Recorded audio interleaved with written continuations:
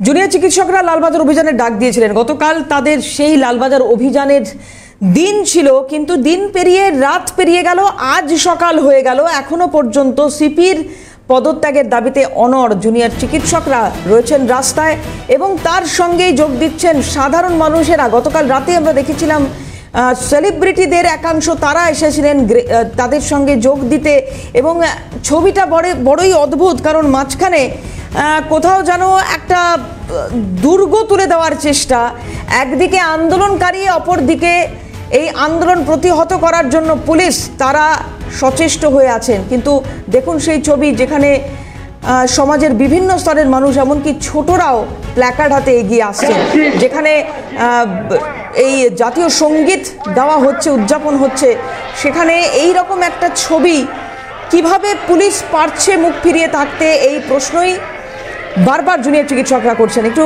জানার চেষ্টা করবো আজকে সকালে ছবিটা। অয়ন রয়েছেন আমাদের সঙ্গে সরাসরি। অয়ন, কি দেখছো এখন?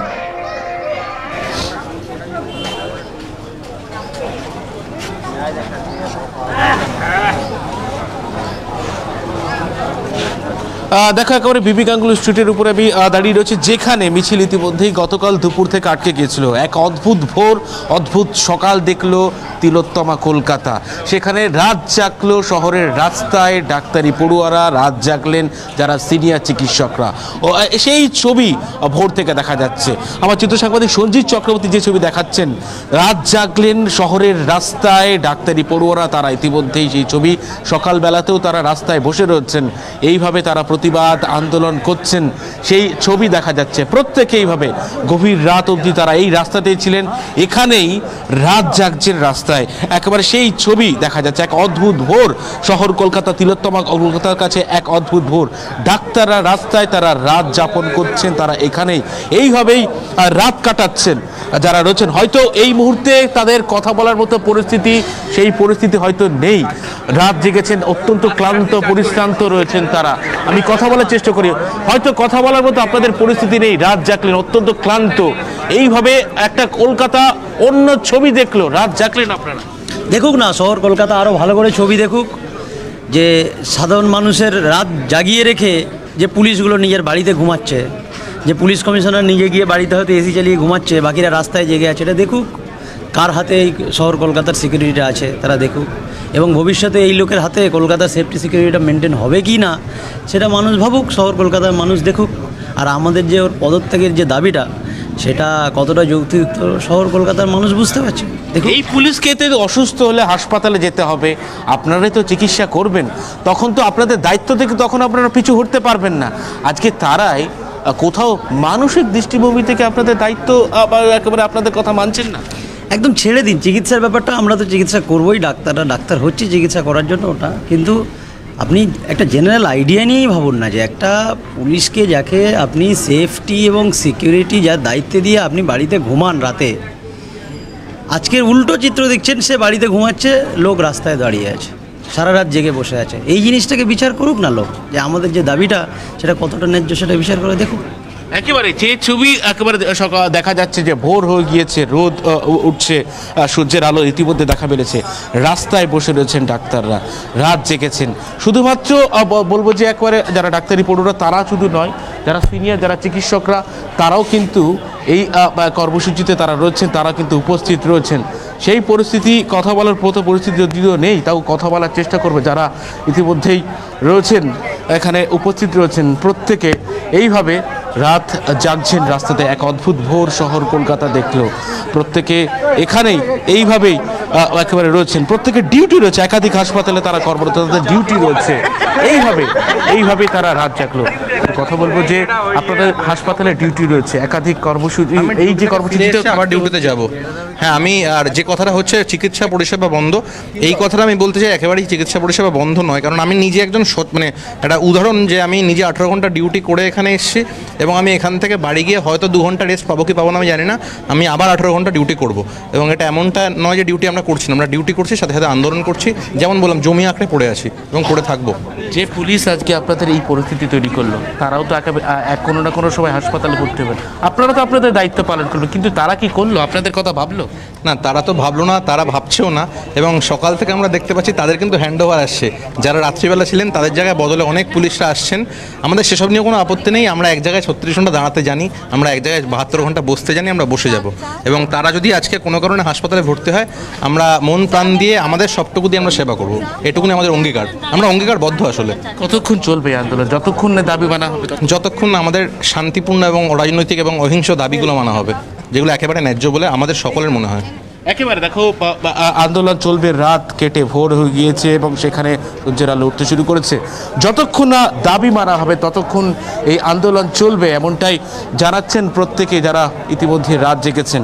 যে ছবি দেখা যাচ্ছে প্রত্যেকে ক্লান্ত পরিশ্রান্ত, কিন্তু আন্দোলনে তারা শুধু চিকিৎসকরা নন, সমাজের বিভিন্ন প্রান্তের মানুষ। একটি বাচ্চাকে গতকাল থেকে দেখছি, সেও প্ল্যাকার্ড হাতে নির্দিষ্ট দাবিকে সামনে রেখে এই আন্দোলনের মধ্যে এসেছে এবং সাধারণ মানুষ, প্রচুর উৎসুক জনতা, তারাও রয়েছেন। যদি তাদের কারোর হদিশ পাওয়া যায় তাদের সঙ্গে একটু কথা বলতে চাইব।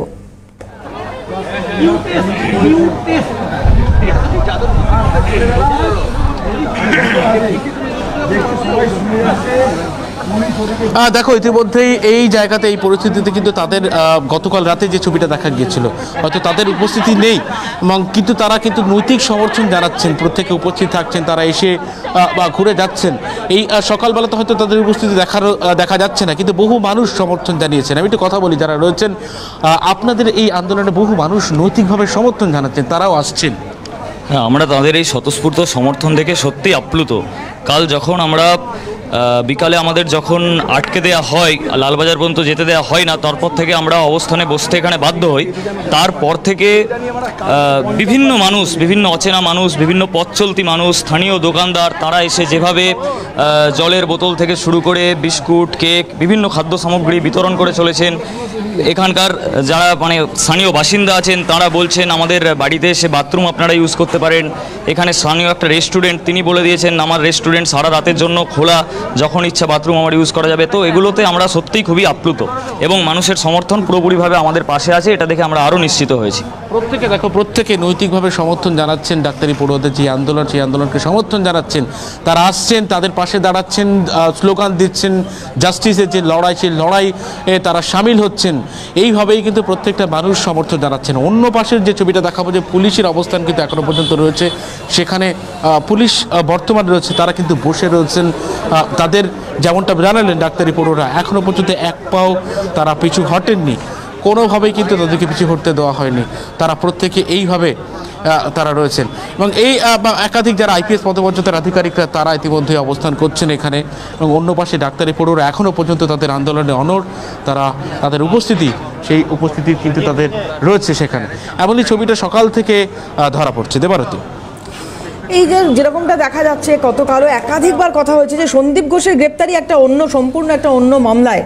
এক্ষেত্রে যে দাবি ওনারা করছেন যে নির্যাতিতার বিচার, অবিলম্বে সেই বিচার, এবং তার পাশাপাশি সিপির পদত্যাগ। সিপি পেছনের দরজা দিয়ে পালিয়ে গেলেন গতকাল, এরকমভাবে ওনারা বলছেন বিষয়টিকে।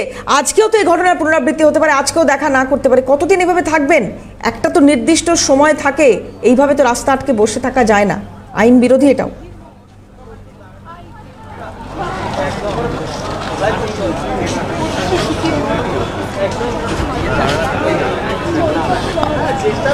একেবারে কথা বলবো, তোমার এই প্রশ্ন নিয়ে সরাসরি কথা বলবেন যিনি রয়েছেন, যারা ডাক্তারি পড়ুয়া ত্রিনেশ রয়েছেন আমাদের সঙ্গে। যেমনটা একাধিক সময় একাধিক যে প্রশ্ন উঠছে, গতকালই সন্দীপ ঘোষকে গ্রেপ্তার করা হয়েছে, অন্য একটি মামলায় হলেও গ্রেপ্তার করা হয়েছে। পুলিশ একাধিক যে ব্যবস্থা, সেই সিবিআইয়ের তরফ থেকে একাধিক ব্যবস্থা নেওয়া হচ্ছে, কিন্তু এইভাবে রাস্তা আটকে কতক্ষণ আপনারা থাকবেন? দেখুন, আমাদের তো পরিষ্কার দাবি ছিল যে পুলিশ কমিশনার বিনীত গোয়েলকে একবার আসতে হবে, আমাদের এখানে কথা বলতে হবে আন্দোলনকারীদের সঙ্গে, যারা এখানে অবস্থান করছেন তাদের সাথে।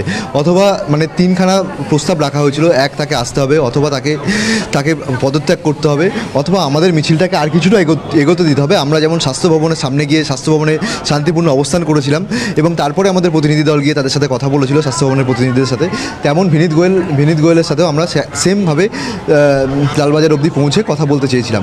কিন্তু এই তিনটের মধ্যে কোনো অপশানই তিনি মেনে নিচ্ছেন না। তিনি কালকে দেখলাম তিনি ব্যাকডোর দিয়ে পালিয়ে গেলেন। আমরা চাই এই তিনটের মধ্যে কোনো একটা অপশানে বিনীত গোয়েল উপনীত হোক, তিনি আসুন, আন্দোলনকারীদের সাথে কথা বলুন, তাহলেই আমাদের এই আন্দোলন আপাতত আমাদের এখানে বন্ধ হবে। বাকি আমাদের আন্দোলন যেমন বিভিন্ন কলেজে অবস্থান চলছিল, সেই কলেজের অবস্থানগুলো তেমনভাবে চলবে। ততক্ষণ ধরে আপনারা রাস্তা আঁকড়ে এইভাবে বসে থাকবেন এখানে? হ্যাঁ, এখনও অবধি আমাদের ডিসিশন তাই, যতক্ষণ না পর্যন্ত এই 3টে দাবির কোনোটাই বিনীত গোয়েল মেনে নিচ্ছেন না, ততক্ষণ আমরা এই আন্দোলনে থাকবো, রাস্তায় এখানে থাকবো। দেখো একেবারে যতক্ষণ না দাবি দেওয়া মানা হচ্ছে না ততক্ষণ কিন্তু তারা কথা বলছিলাম, আমাদের সঙ্গে ছিলেন সরাসরি বউবাজার থেকে।